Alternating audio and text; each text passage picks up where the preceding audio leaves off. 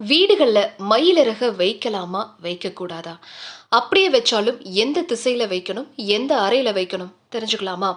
மயிலிறகு அப்படிங்கிறது ஆன்மீக ரீதியா புனிதமான ஒரு விஷயமா பார்க்கப்படுது. இந்த மயிலிறகு அப்படிங்கிறது ஒரு வீட்ல இருந்தாலே போதும், அந்த வீட்ல நேர்மறையான எண்ணங்கள் அப்படிங்கிறது பரவி இருக்கும்.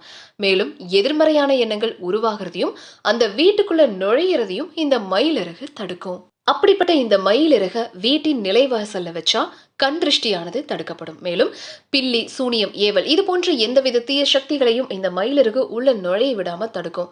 மயில் தோகையை விரிச்சு நடனம் ஆறது அவ்வளவு எளிதில் பார்த்துட முடியாது. அந்த அற்புதமான காட்சி இந்த மயிலிறக பார்க்கும் போதெல்லாம் நம்ம நினைவுக்கு வரும். மேலும் இந்த மயிலிறக பார்க்கும்போது ஒரு விதமான சந்தோஷம், மன அமைதி கிடைக்கும். மன அழுத்தம், கவலைகள், கோபம் அப்படின்னு எதுவா இருந்தாலும் இந்த மயிலிறக நம்ம கையில வச்சு கொஞ்ச நேரம் பார்த்தாலே போதும், எல்லா கவலைகளும் ஓடிவிடும். இந்த மயிலிறக கொண்டு காற்று வீசும்போது காற்று சுத்தப்படுத்தி நோய் எதிர்ப்பு சக்தியை அதிகப்படுத்துவதா சொல்லப்படுது. இதனாலதான் பண்டைய காலங்கள்ல அரசர்கள் இதை பயன்படுத்தி இருக்காங்க. இத்தகைய மயிலிறக நம்ம படுக்கை அறையில வைக்கிறதின் மூலமா நிம்மதியான தூக்கம் அப்படிங்கிறதும் ஏற்படும். மேலும் தூங்கும் போது எந்தவித கெட்ட கனவுகளும் தீய எண்ணங்களும் உருவாகாது. மயிலிறகு இருக்கக்கூடிய இடத்துல எந்தவித விஷ பூச்சிகளும் வராது.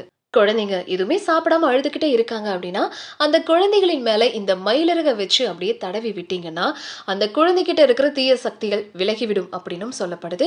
ஸோ எந்தவித கண் திருஷ்டிகள், தோஷங்கள் இருந்தாலும் விலகிவிடுங்க. மகாலட்சுமியின் அம்சமா கருதக்கூடிய இந்த மயிலிறக பணம், நகை, பத்திரம் இந்த மாதிரி வைக்கக்கூடிய பீரோ மற்றும் அறைகள்ல மயிலிறக வைக்கிறதின் மூலமா பண வரவானது இரட்டிப்பாகும் அப்படின்னு சொல்லப்படுது.